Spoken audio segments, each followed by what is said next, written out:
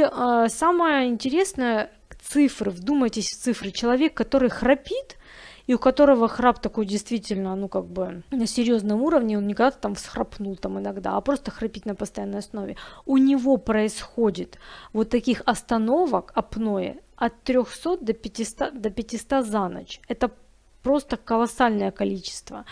И приводил пример этот доктор, что человек может, ну, получается, он из 8 часов 6 вообще практически не спит. То есть представьте, как будет на следующий день выглядеть этот человек.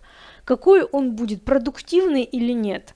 Энергичный, мотивированный, счастливый, что у него будет со здоровьем. То есть, понимаете?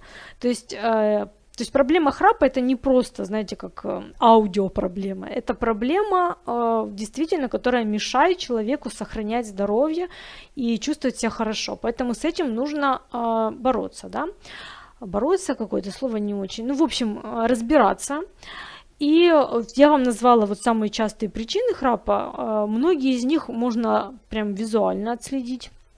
Могу сказать сразу, что, допустим, вот неправильный прикус, он не может быть такой глобальный, он может быть, знаете, как в дополнение проблемой, да, к храпу, то есть, скорее всего, там что-то еще, то есть нужно убирать, разбираться со всеми причинами.